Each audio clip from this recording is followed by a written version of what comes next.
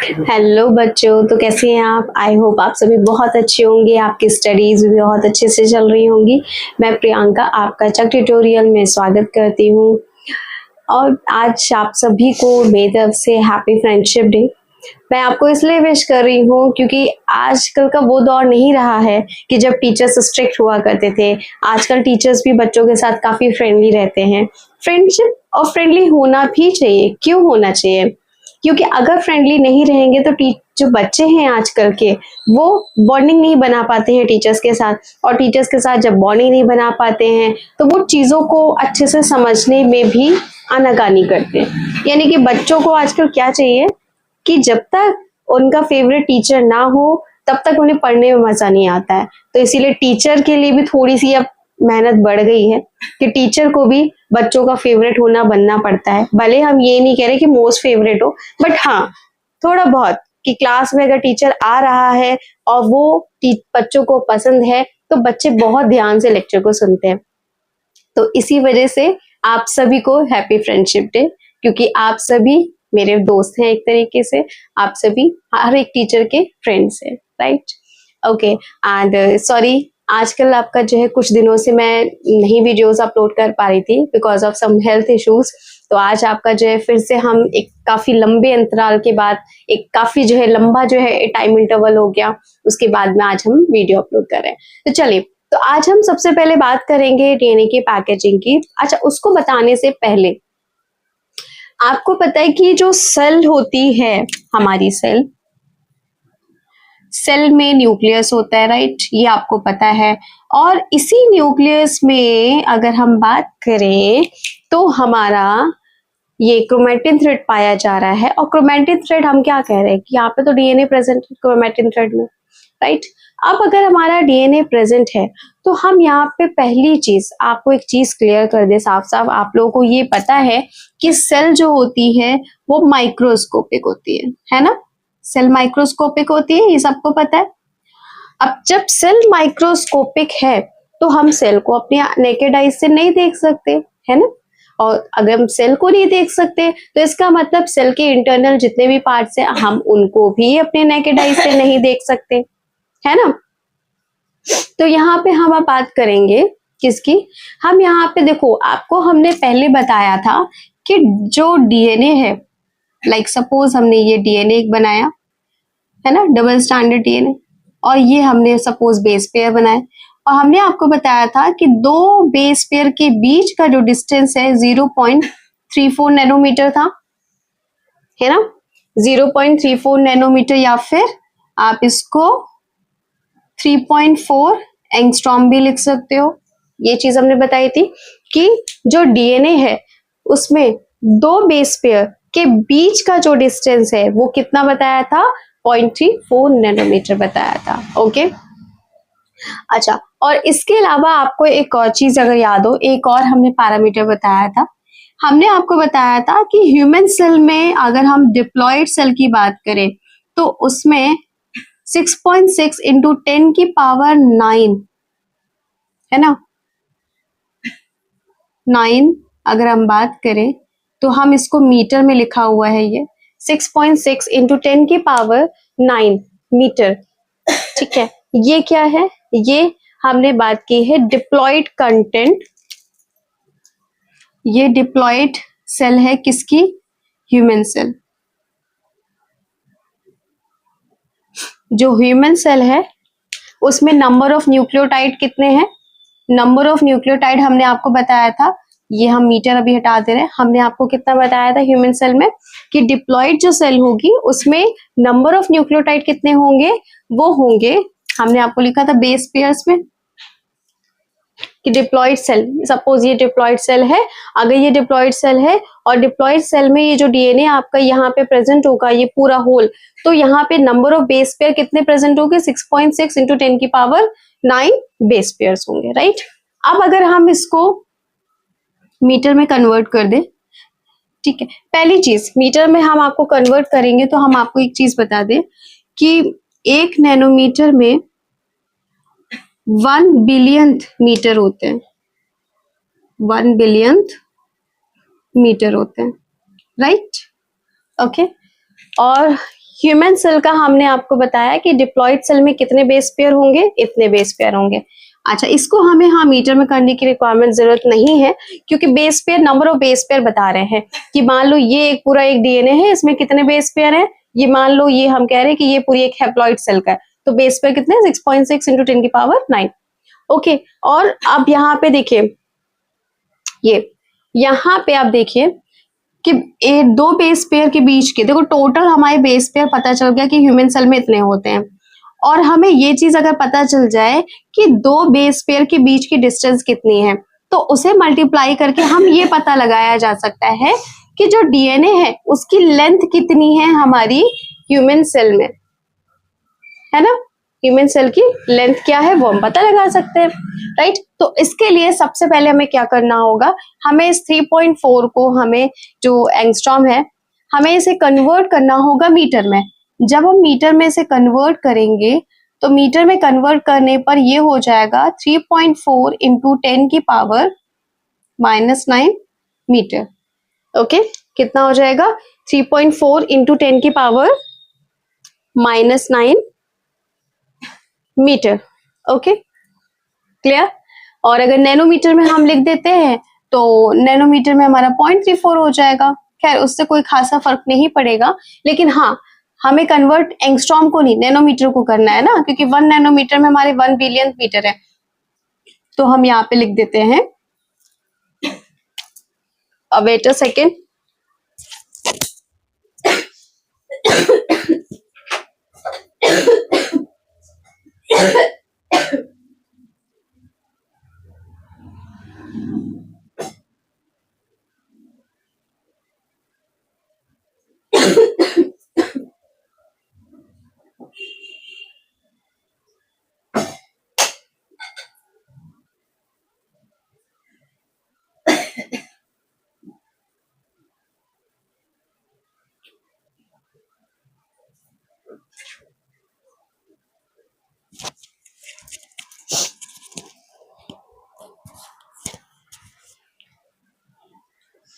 Okay.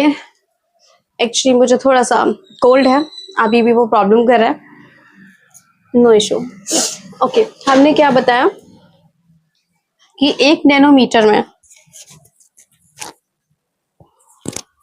Okay 1 nanometre में हमारा 1 billion metre होता है, तो यहाँ पे हमारा क्या हो जाएगा 0.34, क्योंकि 1 नैनोमीटर को ही हमें कन्वर्ट करना है, नैनोमीटर को ही कन्वर्ट करना है ना मीटर में, तो ये हमारा हो गया मीटर में कन्वर्ट।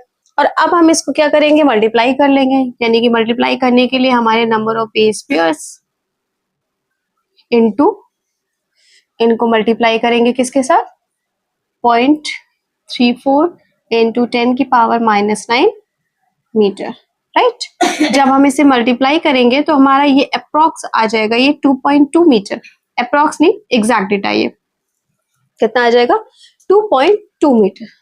इसका मतलब हमने यहाँ पे क्या देखा कि एक जो डिप्लॉयड ह्यूमन सेल होती है उसमें जो डीएनए पाया जाता है, डीएनए की लेंथ कितनी होती है, 2.2 मीटर की होती है। डीएनए की लेंथ कितनी होती है, 2.2 मीटर की होती है। ओके, अब 2.2 मीटर की लेंथ है डीएनए की, और सेल हमने कहा इनविजिबल है, तो भाई ये 2.2 मीटर का जो डीएनए है कैसे एडजस्ट हो रहा है उस पर्टिकुलर सेल में, और हमें 2.2 मीटर का लंबा डीएनए हमें दिख भी नहीं रहा, राइट। तो बस इसी को हमें अब पढ़ना है। पहले हम डीएनए की पैकेजिंग पढ़ेंगे प्रोकैरियोटिक में, देन हम पढ़ेंगे यूकैरियोटिक में। आपको पहले ही हम बता दे रहे हैं जो डीएनए की पैकेजिंग होती है वो यूकैरियोटिक में थोड़ी सी कॉम्प्लेक्स होती है, प्रोकैरियोटिक में क्यों कॉम्प्लेक्स नहीं होती है, क्योंकि अगर आप प्रोकैरियोटिक का आप स्ट्रक्चर देखो, मान लो ये ई कोलाई है, ये हमने क्या बनाया है, ई कोलाई की सेल बनाई।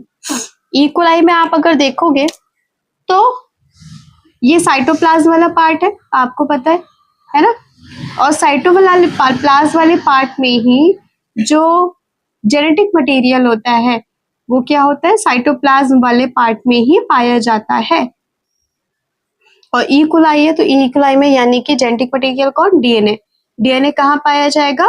डीएनए पाया जाएगा साइटोप्लाज्म में ही। Is it clear? राइट। अच्छा, अब डीएनए हमारा साइटोप्लाज्म में ही पाया जा रहा है, तो साइटोप्लाज्म में जब पाया जा रहा है तो हम यहाँ पे इसको, यहाँ पे न्यूक्लियस तो नहीं कह सकते ना, क्योंकि प्रॉपर न्यूक्लियस तो है नहीं। प्रॉपर न्यूक्लियस क्या होता है? प्रॉपर न्यूक्लियस होता है ये कि न्यूक्लियर मेम्ब्रेन बाउंडेड हो अगर जेनेटिक मटेरियल, तो आपका ये कह सकते हैं कि प्रॉपर न्यूक्लियस है।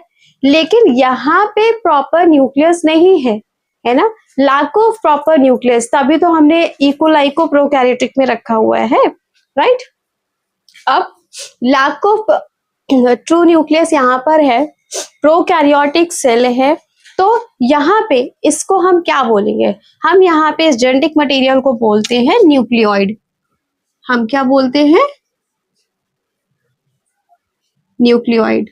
ओके, सो अगर आपसे पूछा जाए कि न्यूक्लियोइड्स आर प्रेजेंट इन, तो न्यूक्लियोइड बेसिकली कहाँ पाए जाएंगे? प्रोकैरियोटिक में पाए जाएंगे, क्योंकि प्रोकैरियोटिक में प्रॉपर न्यूक्लियस नहीं पाया जाता है। जो जेनेटिक मटेरियल होता है वो साइटोप्लाज्म में पाया जाएगा, राइट, एज इट इज। तो यहाँ पे इसको क्या बोलते हैं? न्यूक्लियोइड। क्लियर? अब चलिए हम डीएनए के पैकेजिंग देख लेते हैं। देखिए, आप एक चीज ध्यान रखिएगा, चाहे प्रोकैरियोटिक की बात करें या यूकैरियोटिक की बात करें, दोनों में ही प्रोटीन की रिक्वायरमेंट होगी, राइट। जो प्रोटीन होंगी उसी के अराउंड रैपिंग होती है डीएनए की, है ना। जैसे कि हमने आपको ये देखो दिखाया ना, यहाँ पे ये जो बनाया है ये डीएनए बनाया डबल स्टैंडर्ड, ठीक है, डबल स्टैंडर्ड डीएनए। और ये जो हमने यहाँ पे दिखाई है, ये क्या दिखाया हमने? ये यहाँ पे दिखाया है प्रोटीन। क्लियर? यहाँ पे हमने क्या दिखाया है? प्रोटीन। तो आप यहाँ पे क्या देख रहे हो कि ये प्रोटीन है और इस प्रोटीन के अराउंड डीएनए जो है डबल स्टैंडर्ड डीएनए, वो क्या हो रहा है? कॉइल्ड हो रहा है, मतलब रैपिंग इसी प्रोटीन के अराउंड है। ओके, ये प्रोकैरियोटिक की हम बात करें। ओके, तो ये जो प्रोटीन होती है किसमें? प्रोकैरियोटिक में। इनको हम बोलते हैं नाप। क्या बोलते हैं? नाप, न्यूक्लियोइड एसोसिएटेड प्रोटीन। ठीक है, क्यों न्यूक्लियोइड एसोसिएटेड प्रोटीन बोला? क्योंकि आपको यहाँ पे हमने बताया ना कि प्रोकैरियोटिक में जो जेनेटिक मटेरियल है ना, डीएनए है, उसे हम यहाँ पे क्या नाम दे रहे हैं? न्यूक्लियोइड कह रहे हैं। तो इसी से रिलेटेड तो कोई प्रोटीन होगी ना, जिसके अराउंड, जिसके सराउंडिंग में पर्टिकुलर डीएनए रैप करेगा, तो इसी के बेसिस पे इसका नाम पड़ गया, क्या बोलते हैं हम इसे? Nucleoid associated protein. तो इसी न्यूक्लियोइड एसोसिएटेड प्रोटीन में अगर हम बात करें, रैपिंग होती है किसकी? डीएनए की, यानी कि डीएनए जो होता है इसी के अराउंड रैप करता है। ओके ओके, और इसी को हम पूरा प्रॉपर हम कह देते हैं न्यूक्लियोइड। मतलब ये जो स्ट्रक्चर हमने ये पूरा बनाया ना, ये क्या है? ये न्यूक्लियोइड ही है, क्योंकि न्यूक्लियोइड जो हमने यहाँ पे दिखाया है वो तो हम थ्रेड लाइक स्ट्रक्चर ऐसे दिखा देते हैं, है ना। लेकिन यहाँ पे अगर हम बात करें तो ये प्रोटीन भी होगी, और ये जो डीएनए सराउंडिंग्स में हमने कॉइल दिखाई है वो भी होगी, है ना। तो इसका मतलब ये जो न्यूक्लियोइड है इसमें प्रोटीन है, प्लस प्रोटीन की सरफेस के ऊपर जो कॉइलिंग है डीएनए की वो भी पाई जा रही है। अब देखो, एक यहाँ पे एक चीज जानिए, जो डीएनए होता है निगेटिव चार्ज होता है, ओके, राइट। और अगर हम बात करें प्रोटीन की, तो प्रोटीन जो होता है वो पॉजिटिव चार्ज होता है। ओके, यहाँ पे हमने मेंशन भी कर दिया है कि डीएनए क्या है? निगेटिवली चार्ज होता है, और ये एसोसिएटेड होता है किसके साथ में? न्यूक्लियोइड एसोसिएटेड प्रोटीन के साथ में, और जो कि पॉजिटिवली चार्ज होती है। अच्छा, अब डीएनए निगेटिवली चार्ज होता क्यों है? ये भी तो जान लो, डीएनए निगेटिवली चार्ज क्यों होता है? डीएनए निगेटिवली चार्ज इसलिए होता है क्योंकि अगर आपको याद हो, ये राइबोस था, राइबोस शुगर से अटैच ये नाइट्रोजनस बेस पेयर, ये इसका 5th कार्बन, और 5th कार्बन पे यहाँ पे अटैच हो रहा था क्या आपका? कौन? यहाँ पे आपका अटैच हो रहा था फॉस्फोरिक एसिड। तो फॉस्फोरिक एसिड अगर हम बात करें, ये निगेटिवली चार्ज होता है ना, फॉस्फोरिक एसिड क्या होता है कि चार्ज फॉस्फोरिक एसिड पे कौन सा चार्ज होता है, निगेटिवली चार्ज होता है, निगेटिव चार्ज होता है। तो यही फॉस्फोरिक एसिड पर निगेटिव चार्ज होने की वजह से जो न्यूक्लियोटाइड है ये पूरा क्या हो गया, निगेटिवली चार्ज हो गया। जब निगेटिवली चार्ज हो गया तो इसी तरीके से आपको बताया था कि सारे न्यूक्लियोटाइड अरेंज होते हैं, चाहे एक स्ट्रैंड इधर की बात करो, चाहे हम इस एक स्ट्रैंड इधर की बात करें, चाहे हम इस स्ट्रैंड की बात करें, यानी कि चाहे हम 3 प्राइम से 5 प्राइम की तरफ बात करें या 5 प्राइम से 3 प्राइम की तरफ बात करें, है ना, दोनों ही तरफ जो न्यूक्लियोटाइड जो होंगे, जो अटैच होंगे, वो सब आपका जो है एक तरीके से जो है डीएनए बना रहे हैं ना, और मिलके क्या है, एक एक न्यूक्लियोटाइड अटैच है। आपको ये बताया था कि DNA are the polymer of nucleotide. तो सारे न्यूक्लियोटाइड, ठीक है, ऐसा नहीं है कि एक न्यूक्लियोटाइड की वजह, सारे न्यूक्लियोटाइड के पास में फॉस्फेट ग्रुप है यानी कि फॉस्फोरिक एसिड है, तो इसका मतलब ऑल ओवर जो डीएनए के पास निगेटिव चार्ज आ गया वो किसकी वजह से आया, यही न्यूक्लियोटाइड में प्रेजेंट फॉस्फोरिक एसिड की वजह से। ओके, तो आई होप आप लोगों को जो प्रोकैरियोटिक का अरेंजमेंट है ये क्लियर हो गया होगा। अब हम डिस्कस कर लेते हैं हम यूकैरियोटिक के डीएनए पैकेजिंग। चलिए, तो फिर अब हम जो डीएनए पैकेजिंग है वो यूकैरियोटिक के भी डिस्कस कर लेते हैं। आपको हमने पहले ही बताया कि जो यूकैरियोटिक में अगर डीएनए पैकेजिंग हो रही है वो थोड़ी सी कॉम्प्लेक्स है। जैसे प्रोकैरियोटिक में बहुत इजीली खाली जो है नैप का यूज हो के डीएनए के ऊपर डीएनए जो है उसके ऊपर रैप कर गया था, ठीक है, और वही हम उसको न्यूक्लियोइड बोल रहे थे, यानी कि वो प्रोटीन था, नैप क्या था, न्यूक्लियोइड एसोसिएटेड प्रोटीन थी। बट एज सिंपल प्रोकैरियोटिक के तरीके से यूकैरियोटिक में नहीं है।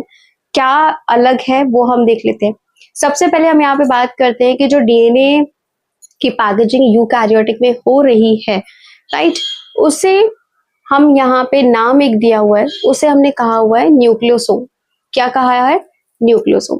अच्छा, उसको बताने से पहले एक और चीज, अगर आपको याद हो, आपने 11th क्लास पे जब सेल डिवीजन देखा था, तो सेल डिवीजन में प्रोफेज 1 की स्टेज में आपको क्रोमोसोम्स जो थे कुछ इस तरीके से नजर आ जा रहे थे ना, है ना, कैसे थे कि ऐसा लग रहा था जैसे मोतियों की माला जो है पिरोई हुई है आपने किसी धागे में, कुछ ऐसा नजर आ रहा था ना। तो हम लोग इसको क्या बोल रहे थे, beads on a string, beads on a string, right. तो ये 11th में इतना आपने देख रखा था सेल डिवीजन में। तो यहाँ पे अगर हम बात करें कि ये जो बीट्स है ये क्या है, ये प्रोटीन थी, ये आपने 11th में पढ़ा था, और ये जो थ्रेड था ये क्या है, ये डीएनए है। ओके, राइट, हाँ फिर से रिपीट कर रहे हैं कि ये जो आपको ये जो क्रोमोसोम का स्ट्रक्चर इस तरीके से नजर आ रहा है, इसमें जो थ्रेड है वो डीएनए है, राइट, और ये जो राउंड राउंड शेप में बीट्स की तरीके से स्ट्रक्चर है उसको हम प्रोटीन यहाँ पे कह रहे हैं।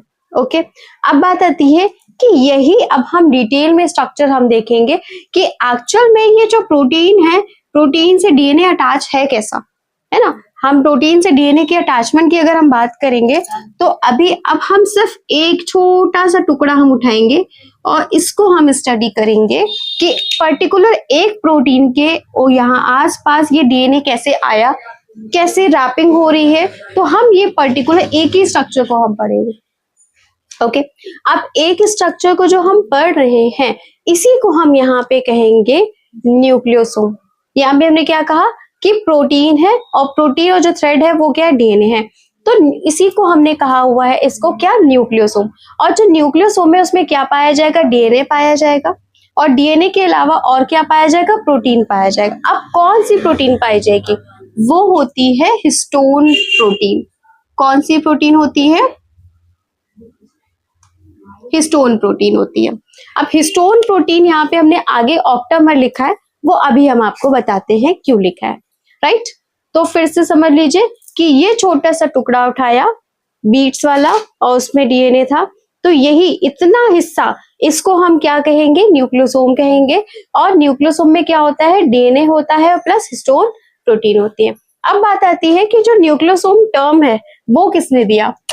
न्यूक्लियोसोम का जो टर्म था वो दिया था हमारा ऑडिट एट अल, हमारे एक साइंटिस्ट है उन्होंने।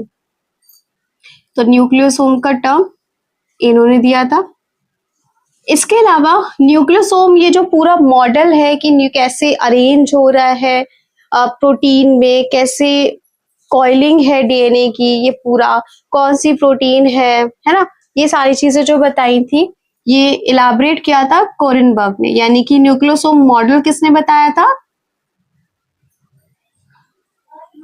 कोरेनबर्ग ने बताया था। Is it clear? ओके, चलिए, तो अब हम न्यूक्लियोसोम का जो स्ट्रक्चर है उसको हम डिटेल में अब हम डिस्कस कर लेते हैं। अगर हम न्यूक्लियोसोम के स्ट्रक्चर की हम सबसे पहले बात करें, तो आपको हमने बताया ना कि बीट्स ऑन अ स्ट्रिंग, आपका यहाँ पे न्यूक्लियोसोम स्ट्रक्चर ये कहता है, ठीक है, मतलब कहता क्या, पाया ही गया है कि ऐसा होता है। आप ये देख रहे हो कि सेंटर में कुछ हमने ये बॉल लाइक स्ट्रक्चर बनाया हुआ है ना, ये जो बॉल लाइक स्ट्रक्चर बनाया हुआ है ये क्या है? ये बॉल लाइक स्ट्रक्चर एक्चुअल में हिस्टोन प्रोटीन से कैरी कर रहा है। यहाँ पे इस बॉल लाइक स्ट्रक्चर में क्या है? हिस्टोन प्रोटीन है। ओके, अब यहाँ पे अगर हम बात करें तो हिस्टोन प्रोटीन यहाँ पे कितनी है? टोटल जो हिस्टोन प्रोटीन है वो यहाँ पे पाई जा रही है 8। कितनी पाई जा रही है टोटल? 8 हिस्टोन प्रोटीन पाई जा रही है। अब देखो, 8 को हम क्या ऑक्टा से हम रिप्रेजेंट करते हैं ना, 8 को, है ना।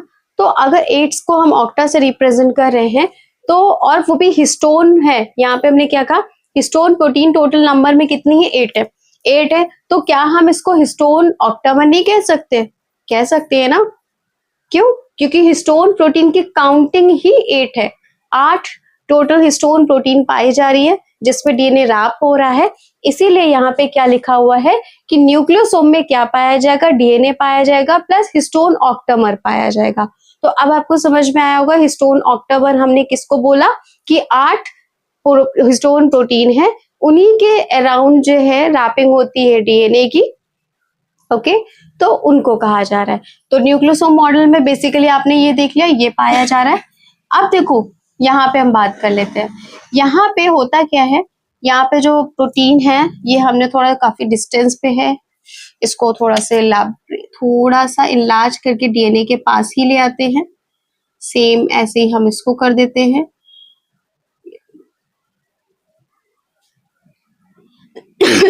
ऐसे इसको भी बना देते हैं क्योंकि डीएनए के अराउंड रैपिंग है। ये अभी हम आपको बताते हैं कि ये हम क्या कर रहे हैं, डोंट वरी।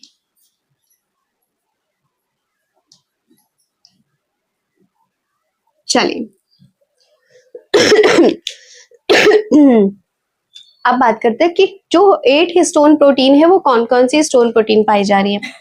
देखिए हम यहाँ पे मेंशन कर रहे हैं, जो हिस्टोन प्रोटीन पाई जाएंगी आपकी 4 पाई जाती है, और 4 जो होती है वो पेयर में होती है। एक H2A होती है, H2B होती है, H3 होती है, H4 होती है। ये कौन है? ये हिस्टोन प्रोटीन है, और ये सभी आपकी जो है पेयर्स में होंगी। किस में होंगी? पेयर्स में।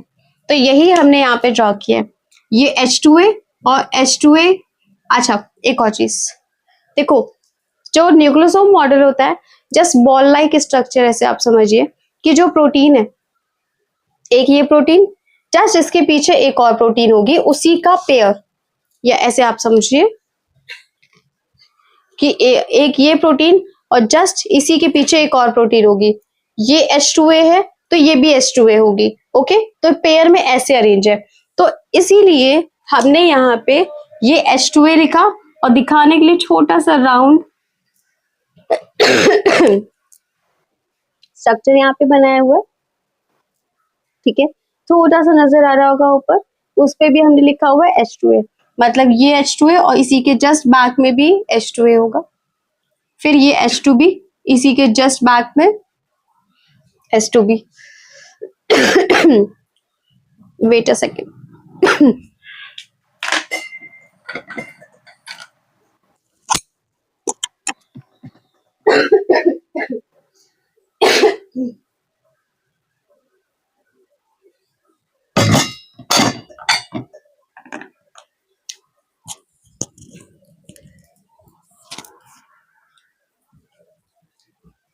ओके, तो हमने ये क्या बताया, H2A, जस्ट उसी के बैक पे एक H2A, ये H2B, जस्ट उसी के बैक पे H2B। ओके, फिर नीचे H3 बनाइए हिस्टोन प्रोटीन, H3 के पीछे H3 histone protein, H4 histone protein, H4 histone protein के पीछे H4 हिस्टोन प्रोटीन। तो ये हिस्टोन ऑक्टेमर समझ में आया कि टोटल 8 हिस्टोन प्रोटीन है यहाँ पे इस सर्कल में हमने बनाई हुई है, और वो 8 में वो 4 पेयर्स में है। ओके, यानी कि 4 है, देखिए वो चारों कितनी है, वो पेयर्स में अपना अपना पेयर है इनका कैरी कर रहा है। ठीक है, तो ये पेयर्स में, इसीलिए हिस्टोन ऑक्टेमर। अब देखिए ये जो हिस्टोन प्रोटीन होती है इसी के अराउंड, आप ये देखो, ये कलर चेंज कर देते हैं, इसी हिस्टोन प्रोटीन के अराउंड, अब आप देखो ये डीएनए होता है, इसी हिस्टोन प्रोटीन के अराउंड क्या होता है, इसकी कॉइलिंग होती है। ओके, ये रहा डीएनए, और इस डीएनए की कॉइलिंग कहाँ है, इसी हिस्टोन प्रोटीन के अराउंड। और ये जो कॉइलिंग है आप ये ऐसे देखोगे, ये डीएनए दूसरे हिस्टोन ऑक्टामर जो है उससे भी लिंक करेगा। आप ये ध्यान रखिएगा कि ये जो डीएनए है ना 2.2 मीटर की लेंथ थी। डीएनए की लेंथ कितनी थी, डीएनए की लेंथ टोटल हमने आपको बताई थी कि डिप्लॉयड सेल की अगर बात करें 2.2 मीटर, 2 मीटर का लगभग जो लंबा था, लेंथ थी उसकी डीएनए की। अब वो डीएनए जो होगा इसी तरीके से कई सारे न्यूक्लियोसोम बनाएगा, मतलब एक न्यूक्लियोसोम नहीं होगा। यहाँ पे ये जो है देखो, ये प्रोटीन और उसके अराउंड डीएनए, ये इतना पोर्शन कहलाता है न्यूक्लियोसोम।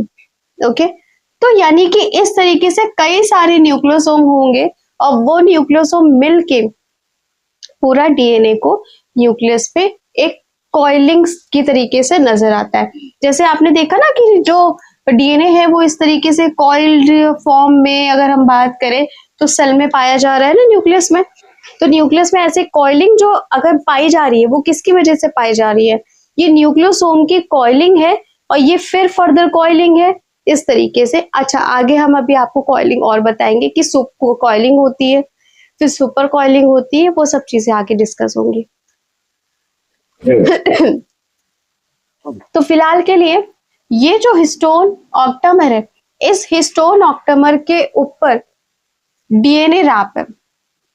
ठीक है, यहां से डीएनए आया, ये डीएनए ने रैपिंग की, रैपिंग करके ये डीएनए फिर गया दूसरे हिस्टोन ऑक्टामर की तरफ, और इधर से ये रैपिंग इधर की तरफ से, तो ये इधर से जो डीएनए का जो थ्रेड है वो गया दूसरे किसकी तरफ, हिस्टोन प्रोटीन की तरफ। Okay, right. अच्छा, अब एक चीज ध्यान रखिए, यहाँ पे डीएनए की रैपिंग तो हो गई, लेकिन अगर हम किसी के ऊपर डीएनए को रैप कर दे, DNA just like a thread है ना, तो डीएनए को अगर हम रैप कर देंगे तो रैप करने में वो खुल भी तो जाएगा ना, ओपन हो जाएगा इजीली। तो इसीलिए उसकी ओपनिंग ना हो तो उसे क्लैंपिंग के तरीके से उसको एक क्लैम्प किया रहे, मतलब वो खुले ना, टाई रहे, नॉट के तरीके से बना रहे, ऐसा कौन करेगा।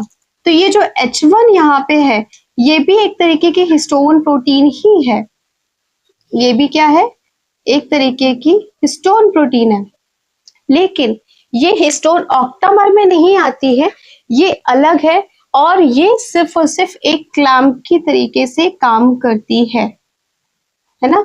यानी कि जो दो डीएनए है ना इस बॉल लाइक स्ट्रक्चर के ऊपर रैप है, तो उसे एक तरीके से नॉट की तरीके से, क्लिप की तरीके से ऐसे समझ लीजिए कि क्लिप के तरीके से काम कर रही है, क्लैंपिंग करने का काम कर रही है, जिससे जो डीएनए है उस स्टोन ऑक्टामर से ओपन ना हो जाए, राइट। तो H1 यहाँ पे क्या कर रहा है, ये भी स्टोन प्रोटीन है, ये वर्क कर रहा है एक क्लैम्प की तरीके से।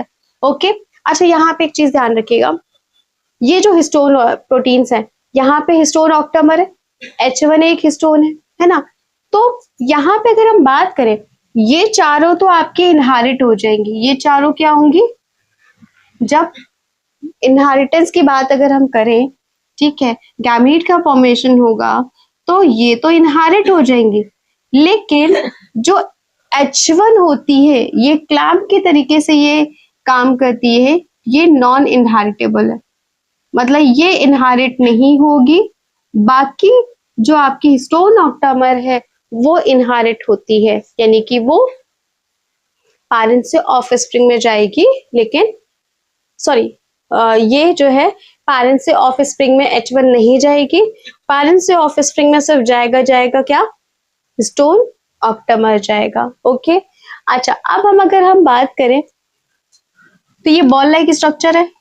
अब इसका कोई ना कोई तो डायमीटर बन रहा होगा ना, अगर हम देखें तो कोई ना कोई तो डायमीटर बन रहा होगा, तो वो डायमीटर होता है 11 नैनोमीटर का।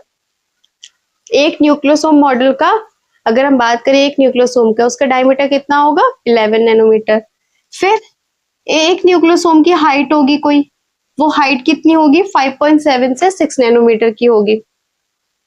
ओके, कितनी, फिर से रिपीट करें, डायमीटर होता है 11 नैनोमीटर का, हाइट होगी 5.7 से 6 नैनोमीटर की हाइट होगी न्यूक्लियोसोम की। और एक और चीज, जो डीएनए इस हिस्टोन ऑक्टामर के ऊपर कॉइलिंग कर रहा है, उस डीएनए को हम यहाँ पे कहते हैं ये कोर डीएनए। इसे क्या कहते हैं, कोर डीएनए। अब जो कोर डीएनए होता है उसमें total number of base pair कितने होते हैं, 146 बेस पेयर होते हैं। ओके, और इसके अलावा डीएनए आप देख रहे हो ना कि इस न्यूक्लियोसोम से एक बाहर भी निकल रहा है, एक इधर भी बाहर जा रहा है, और फिर वो रैप कर रहा है दूसरे हिस्टोन ऑक्टामर को, है ना। तो कहीं ना कहीं जाके एक इधर से डीएनए निकला और इधर की तरफ दूसरे हिस्टोन प्रोटीन के पास में इससे ज्वाइनिंग की, तो उस डीएनए को क्या कहेंगे, उस डीएनए को हम लिंकर डीएनए कहते हैं।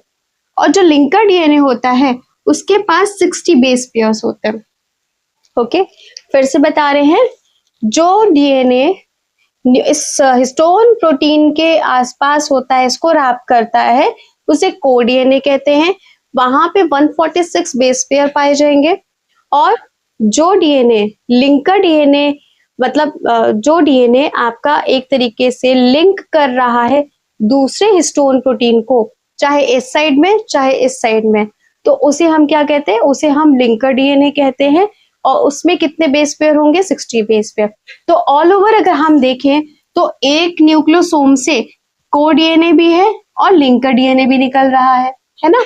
तो ये हम कह सकते हैं कि जो न्यूक्लियोसोम है उसमें टोटल कितने बेस पेयर होंगे, न्यूक्लियोसोम मॉडल में टोटल जो बेस पेयर पाए जाते हैं वो 200 बेस पेयर पाए जाते हैं। ओके, क्योंकि 6 बेस पेयर मान लीजिए उसने दूसरे वाले को अटैच कर लिया। ओके, क्योंकि लिंकर में जरूर आया लेकिन 6 आपका अटैच कर गया, राइट। तो ऑल ओवर अगर हम बात करें तो न्यूक्लियोसोम में कितने आपके जो बेस पेयर्स होंगे, 200 बेस पेयर होंगे।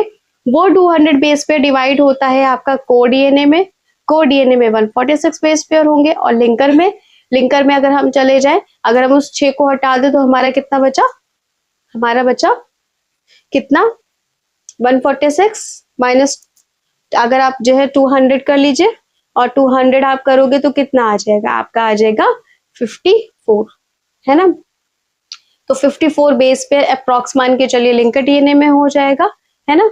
ओके, तो यहाँ पे आप ये ध्यान रखिएगा, कोर डीएनए रैप करता है आपका किसको, हिस्टोन ऑक्टामर को, और हिस्टोन ऑक्टामर से जो रिलीज हो रहा है बाहर उस डीएनए को कहते हैं लिंकर डीएनए। अच्छा, ये ध्यान रखिएगा, जो लिंकर डीएनए होता है वो आपका 2 हिस्टोन ऑक्टामर को जो कनेक्ट कर रहा है। आप याद देखो, ये अगर लिंकर डीएनए, अगर हम इस वाले पार्ट को लिंकर डीएनए कह रहे हैं, हम कह रहे हैं कि ये क्या है, लिंकर डीएनए। अगर ये लिंकर डीएनए है, अगर क्या है ही नहीं, ये लिंकर डीएनए है, और ये लिंकर डीएनए क्या कर रहा है, इस वाले न्यूक्लियोसोम, मतलब इस वाले जो हिस्टोन प्रोटीन को भी आपका जो कनेक्ट कर रहा है और इस वाले को भी कनेक्ट कर रहा है। तो लिंकर डीएनए क्या हो गया, लिंकर डीएनए कनेक्ट करता है 2 हिस्टोन प्रोटीन को, और जो कोर डीएनए होता है वो सिर्फ रैप करता है एक ही हिस्टोन ऑक्टामर को। Is it clear? तो आई होप आपको ये इतना क्लियर हो गया होगा। आई थिंक अब इसमें ज्यादा कुछ रह नहीं गया। ओके, अब यहाँ पे अगर हम बात करें, हाँ टर्न की बात कर लेते हैं। यहाँ पे अगर हम टर्न की बात करें तो ये इस हिस्टोन ऑक्टामर पे जो डीएनए की रैपिंग हो रही है ना, वो रैपिंग होती है 1.75 टर्न लेता है। डीएनए का जो टर्न ऑफ डीएनए का टर्न कितना है? 1.75 टर्न। मतलब एक तो पूरा टर्न लेगा, मतलब एक है ना, एक अगर टर्न यहां से स्टार्ट हुआ तो यहां से स्टार्ट लेके यहीं पर खत्म हुआ एक टर्न। लेकिन दूसरा क्या है, पूरा टर्न नहीं ले रहा है, वो सिर्फ 0.75 टर्न ले रहा है। मतलब 0.25 क्या हो गया, रह गया, है ना। तो इसके लिए मैंने एक छोटा सा आपका जो है मॉडल बनाया है न्यूक्लियोसोम मॉडल का। इसको आई होप आपको क्लियर हो जाएगा।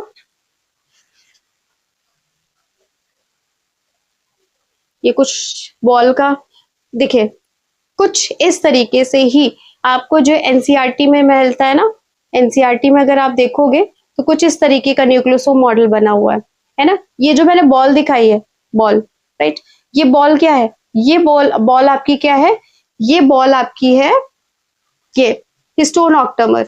ओके, ये बॉल क्या है, हिस्टोन ऑक्टामर है। मतलब इस बॉल में अगर हम बात करें, एक यहाँ पे एक H2A होगा, इसके पीछे दूसरा H2A, फिर यहाँ H2B, तो इसके पीछे दूसरा H2B, फिर यहाँ पे H3, तो इसके पीछे एक H3 होगा, फिर यहाँ पे H4 और यहाँ पे इसके पीछे एक H4।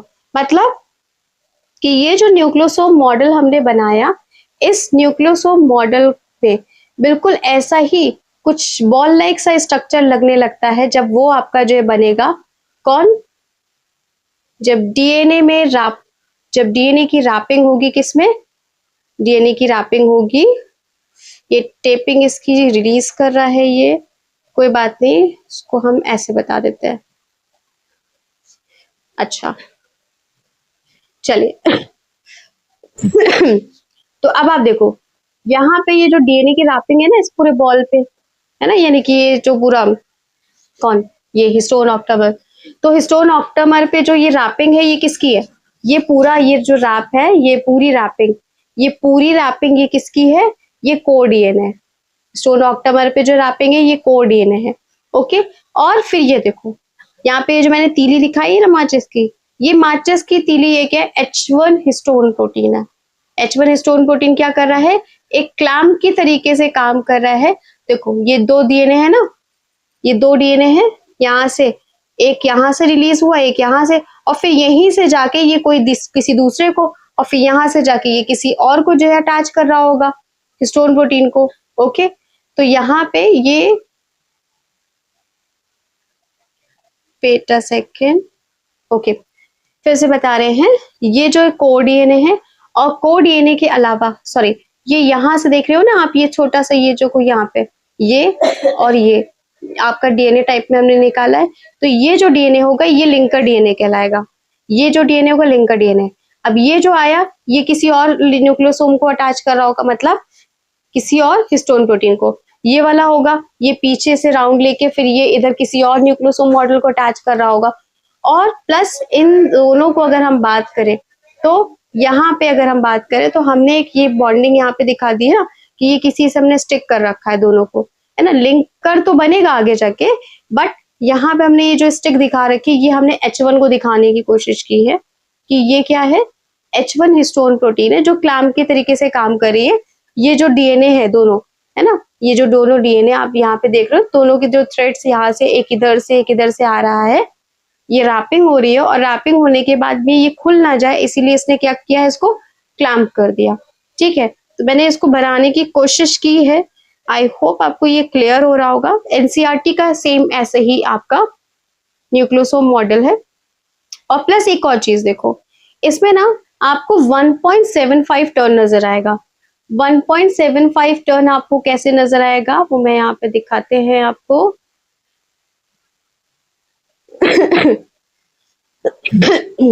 देखिए, अगर हम देखें तो सपोज ये यहाँ से शुरू हुआ, ये देखिएगा, ये टर्न देन ये टर्न, और ये पूरा एक टर्न खत्म हो गया। एक टर्न लिया, फिर ये दूसरा टर्न शुरू हुआ, है ना, ये दूसरा टर्न शुरू हुआ नीचे, ये टर्न शुरू हुआ, और शुरू होकर आपका ये थोड़ा सा, अब देखो इसे खत्म होना चाहिए था वहीं पर, लेकिन ये खत्म किया पहले ही हो गया। ये थोड़ा सा हम इसको ओपन में दिखा दें। ये क्या हुआ, यहाँ से देखो, इधर से देखो, यहाँ पे देखो, ये पहले ही यहाँ पे से क्या हो गया, ये पहले ही यहाँ पे खत्म हो गया, मतलब इसने पहले ही लिंक कर लिया, लिंकर डीएनए पहले ही बन गया। तो अब आप क्या देख रहे हो, एक तो पूरा टर्न लिया लेकिन दूसरा पूरा टर्न नहीं ले पाया, 0.25 जिसने छोड़ दिया, मतलब 0.25 अगर कंप्लीट हो जाता तो 2 टर्न हो जाते। तो यहाँ पे अगर हम बात करें तो जो डीएनए है रैप कर रहा है आपका हिस्टोन ऑक्टामर को, तो वो कितने टर्न ले रहा है, 1.75 टर्न लेके तब ये पूरे एक जो है न्यूक्लियोसोम मॉडल बनाता है। ओके राइट, तो ये क्या होता है, न्यूक्लियोसोम मॉडल ये बनाता है। तो आई होप आपको ये क्लियर हो गया होगा आज का ये न्यूक्लियोसोम मॉडल। इनकेस अब अगर कोई आपको डाउट होता है तो प्लीज मुझे मैसेज ड्रॉप कर दीजिएगा। देखिए मैंने इसको इजी वे में बनाने की कोशिश की ताकि आपको समझ में आ जाए, क्योंकि वो जो आपका एनसीईआरटी में डायग्राम है, हो सकता है उसको समझाने में कुछ आपको थोड़ा सा समझ में आने में प्रॉब्लम होती, तो इसीलिए हमने इसको कुछ इजी वे में ये बनाया है। राइट, यानी कि यहाँ पे हमने मल्टीपल हिस्टोन प्रोटीन्स दिखा के आपको शो किया ताकि आपको लिंकर डीएनए समझ में आए, अदरवाइज आपको लिंकर नहीं समझ में आता। राइट, तो आज के लेक्चर के लिए हम अभी यहीं पर फिनिश करते हैं। नेक्स्ट लेक्चर में फिर हम आगे का डिस्कस करेंगे। मेरे चैनल को लाइक शेयर और सब्सक्राइब करना मत भूलिएगा। Thank you.